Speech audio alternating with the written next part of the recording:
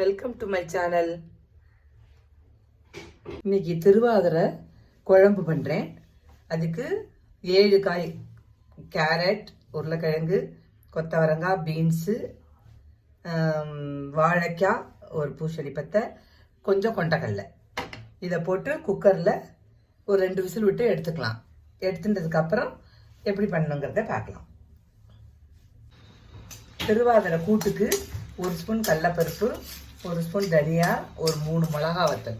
இதை அப்படியே ட்ரையாக எண்ணெய் விடாமல் வறுத்து எடுத்துக்கலாம். இதோட ஒரு அரை மூடி தேங்காய், நான் கொஞ்சமாக தான் பண்ணுறேன், அதனால் இதோட ஒரு அரை மூடி தேங்காய் போட்டு அரைச்சி அதை போடும்போது பார்க்கலாம். களி பண்ணுறதுக்கு நான் இந்த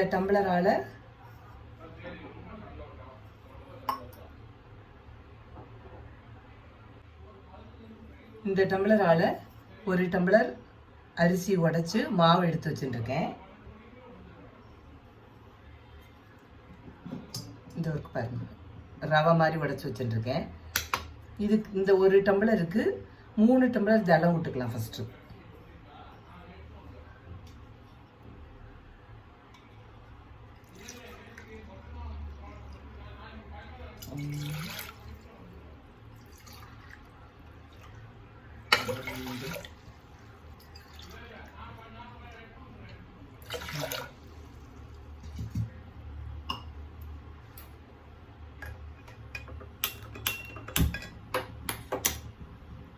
இந்த ஒரு டம்ளர் மாவுக்கு 1.5 டம்ளர் வெல்லம் நசுக்கி வச்சுருக்கேன். அதையும் இதில் போட்டுக்கலாம். இதில் மண்ணு கல்லெல்லாம் இல்லை, நல்ல வெல்லம், அதனால தான் அப்படியே போடுறேன்.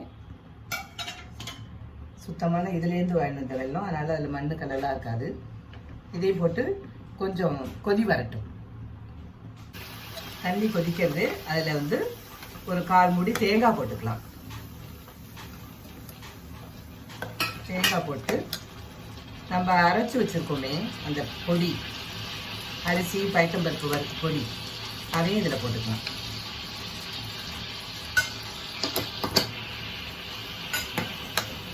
நல்லா கலரி விட்டுட்டு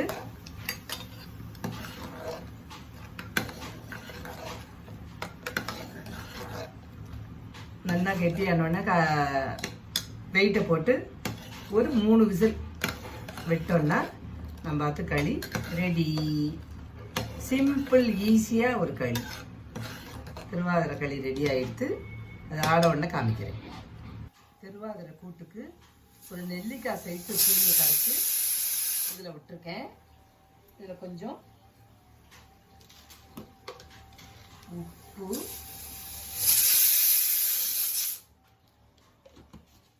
மஞ்சப்பொடி போட்டு கொதிக்கட்டும்.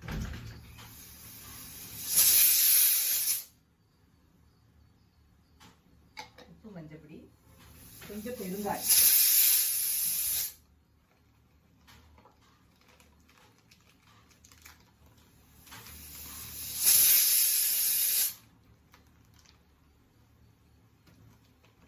இது கொஞ்சம் நல்லா கொதிச்ச உடனே வேக வைத்த காய்கறியும் இதில் போட்டு அரைச்சி வச்ச விழுது பருப்பையும் போட்டு ஒரு கொதி விட்டு இறக்கணும்னா திருவாதிரை கூட்டு ரெடி.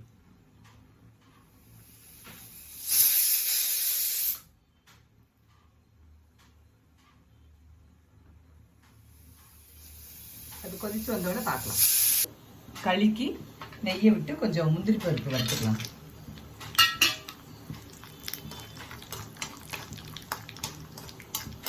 நல்லா ஒரு 2 ஸ்பூன் நெய்யை விட்டு முந்திரி பருப்பை வறுத்து குக்கரில் அந்த வேக வச்ச களியில் போட்டுடலாம். ஏலக்காய் நம்ம ஏற்கனவே அரிசியோடு போட்டு அரைச்சிட்டோம், அதனால் ஏலக்காய் தனியாக போட வேண்டியதில்லை.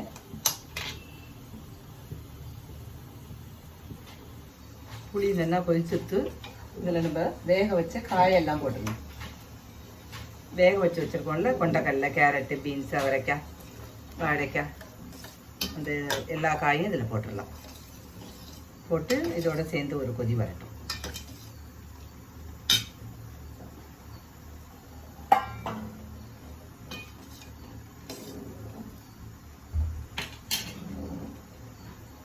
திருவாதிரை கூட்டு காயெல்லாம் புளியோடு சேர்ந்து காயும் நல்லா வெந்துடுத்து. இப்போ இதில் வேக வச்ச பருப்பை கொட்டிக்கலாம்.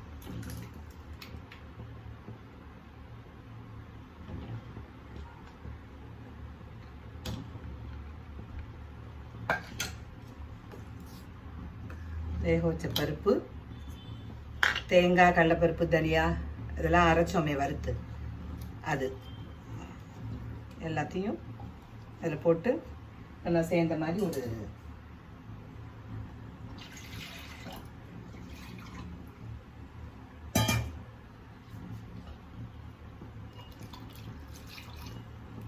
அவ்வளோதான். இதெல்லாம் சேர்ந்து ஒரு கொதி வந்தவுடனே இறக்கி வச்சு தேங்காய் எண்ணெயில் கொஞ்சோண்டு கடுகு, ஒரு மிளகா வத்தல், கருவேப்பிலை தாளித்து இது கொட்டிட்டா திருவாதிரை கூட்டு 7 கறி கூட்டு ரெடி ஆகிடுது.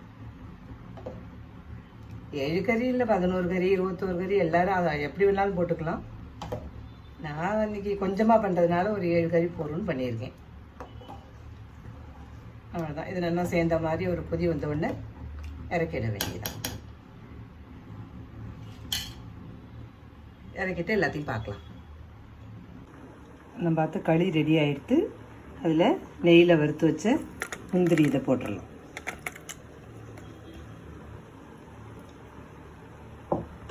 நம்ம குழம்பு ரெடி ஆகிடுது. திருவாதிரை குழம்பு ரெடி ஆகிடுது. இதில் தாளித்து கொட்ட வேண்டியதுதான்.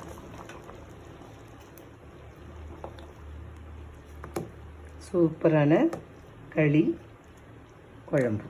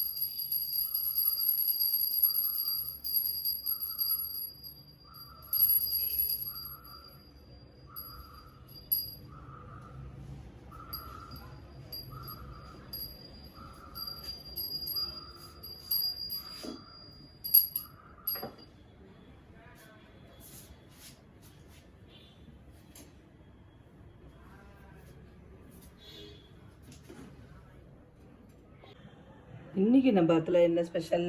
திருவாதிரை களி, கூட்டு, ரசம், வெண்டைக்காய் காரக்குழம்பு, அவரைக்காய் கூட்டு, சாதம், பீன்ஸ் கறி. இன்றைக்கி நம்ம அதில் திருவாதிரை களி சமையல்லாம் எப்படி இருந்தது? நல்லா இருக்குன்னு நினைக்கிறேன். லைக் பண்ணுங்க, கமெண்ட் பண்ணுங்க, மறக்காமல் சப்ஸ்கிரைப் பண்ணுங்க. தேங்க்யூ. எல்லோருக்கும் திருவாதிரை நல்வாழ்த்துக்கள்.